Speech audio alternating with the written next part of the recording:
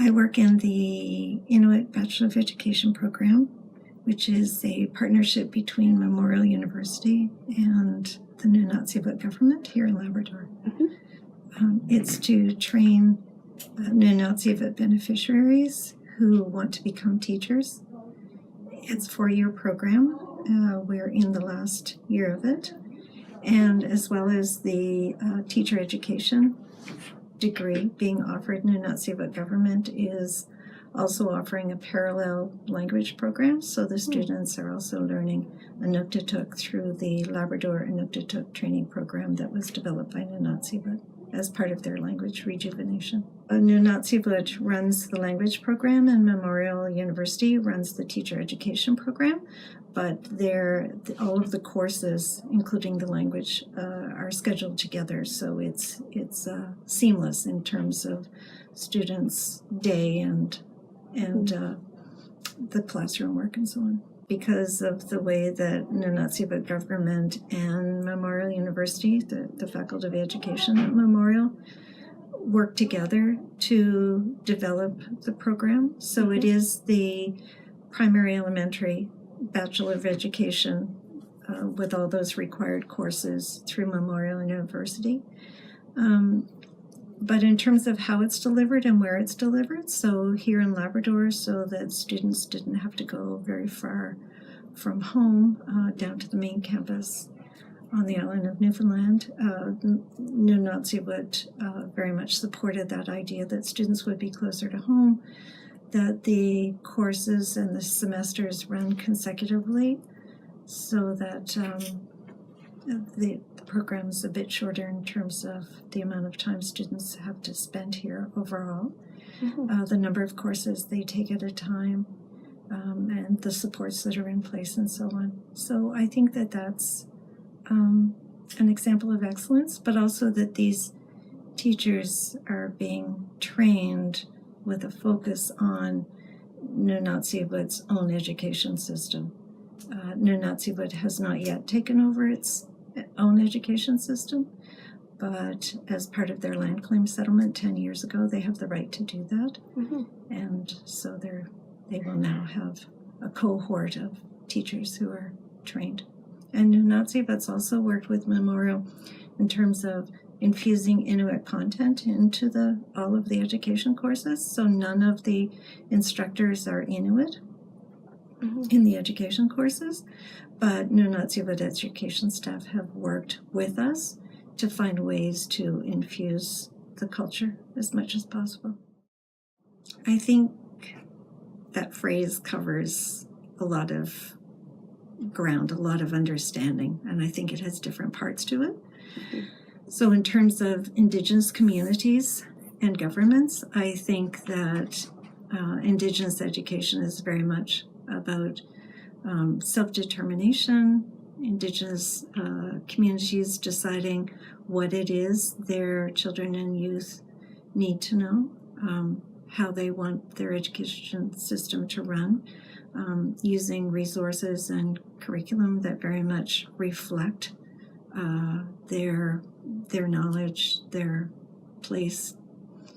I think that Indigenous education also can refer to changing public education across Canada, K-12, and looking at how are Indigenous people represented, how is Indigenous knowledge part of the K-12 curriculum in all curriculum areas, who's teaching, do we have Indigenous teachers in the public school program, really bringing in those voices and really changing the way that we teach history, because Indigenous history across Canada is not well represented K-12 at this point in time. There's change in that, and it is coming along, but it certainly isn't reflected the way that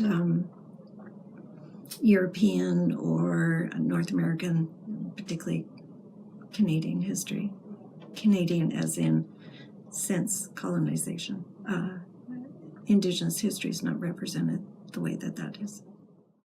I think that it has two parts, and I think that one part is more Indigenous nations, governments having control over their own education system as part of their overall self-determination.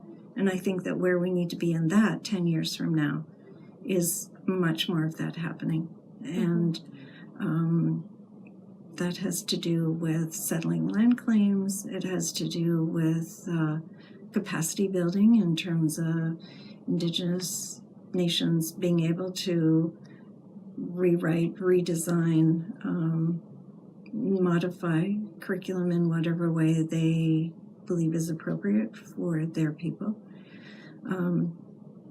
And the knowledge to do that, so capacity building in terms of people being available to do that, having the knowledge to do that, and so on. So that's one part, I think, that it's very much part of self-determination. But I think the other part of Indigenous education and where we need to be 10 years from now is that the public schools K-12 across Canada have to change.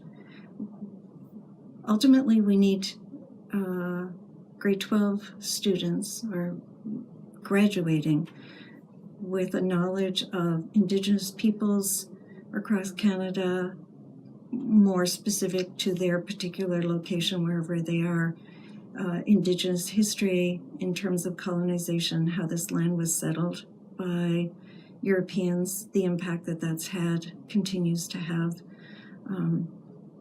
intergenerational trauma, residential schools, those things aren't well known. So those in terms of history, but also the knowledge framework of being able to understand that there's more than one way of knowing the world, and that the First Peoples in any particular location have a way of understanding, knowing, being, and doing, and that is often marginalized or completely dismissed as not legitimate, not relevant.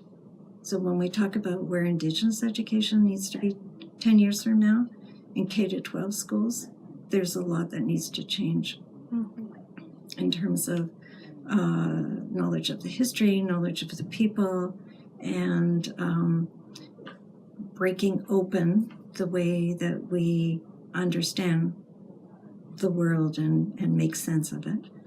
And also having Indigenous teachers in our K-12 system teaching and bringing Indigenous voices into the knowledge that is taught, shared, manifested in K-12. Well, the Indigenous governments here are in different places in terms of taking on Indigenous education within their own regions. So I think it's a continuation of human capacity building, and knowledge, skills, time, effort to create the curricula that they want and need for their communities. So that's part of it. That's part of the self-determination. I'm looking at the map of Labrador as we talk. Settling land claims, because there's still an outstanding land claim here. So in terms of the Indigenous nations, I think that's what's needed, is that continued support, settlement of land claims, support of people being able to decide what the curriculum is, what's going to be taught in school, and who's it taught by, and to what end in terms of their children. I think that the K-12 system here needs a lot in terms of resources that reflect Indigenous knowledge, Indigenous history, Indigenous content into the books, the curriculum. We need more Indigenous teachers teaching in the K-12 system here. And so a lot of that is just the continued development of people being able to do this and the system opening itself since the Truth and Reconciliation Commission, then there's a lot of talk about reconciliation in Canada, and I think that continued political pressure and change will contribute. So I think that needs to continue, and I think that it will contribute to the change that needs to happen in K-12 education. But I think that as the change happens in education, then there's also the reciprocal process of more reconciliation, so people better understanding, more getting along, respectful relationships. So I think that whole human process of working together, understanding one another, it seems as if it's not something that's necessarily very tangible. It's not something that's packaged. It doesn't come that way. It's people working together for this common good of change, and that change will be reflected in education.